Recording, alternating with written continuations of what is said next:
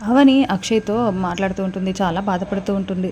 ఏంటండి ఇలా నాకెప్పుడు ఇలానే జరుగుతుంది. నన్ను అందరూ నిందలు వేస్తూ తిడుతూనే ఉంటారు. ఎప్పుడు నేనే హ్యాపీగా ఉన్నది లేదు. నేను ఎవరికీ ఏం అన్యాయం చేయకపోయినా నన్ను ఇలా అందరూ తిడుతూనే ఉంటారు, అసహించుకుంటూ ఉంటారు అని అవని బాధపడుతూ ఉంటే, "నువ్వేం బాధపడకు అవని, దేనికైనా టైం వస్తుంది. కాలమే అన్నిటికీ సమాధానం చెప్తుంది. నువ్వు బాధపడకు, ధైర్యంగా ఉండు" అని చెప్తూ అక్షయ్ చెప్తాడు. ఇంకా అలా మళ్ళీ అసలు నాన్నకి ఇలా ఎందుకు జరిగింది?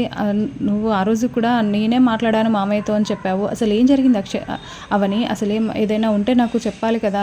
చెప్పొచ్చు కదా! నాకు కూడా ఏమైనా అర్థమవుతుంది అని అక్షయ్ అంటూ ఉంటే, అవును నిజమే, అసలు చక్రధరే మా నాన్న అన్న విషయము మీకు ఆల్రెడీ ఇంతకుముందే చెప్పేసి ఉంటే బాగుండేది. కానీ ఇప్పటికైనా మించిపోయింది ఏమీ లేదు, చెప్పేస్తాను అని అవని ఏమండి అని పిలిచి మాట్లాడుతూ ఉంటుంది. ఏంటి అవని అని అక్షయ్ అడుగుతూ ఉంటే, అసలు మామయ్య గారితో నేను ఏం మాట్లాడానంటే అని చెప్తూ ఉంటే, ఈ డాక్యుమెంట్స్ గురించే కదా, ఆస్తి పత్రాల గురించే కదా, ఆస్తి విషయమే కదా నువ్వు మాట్లాడింది అని నాకు తెలుసు అవని, దాని గురించే మాట్లాడుంటావు అని అక్షయ్ అంటూ ఉంటాడు.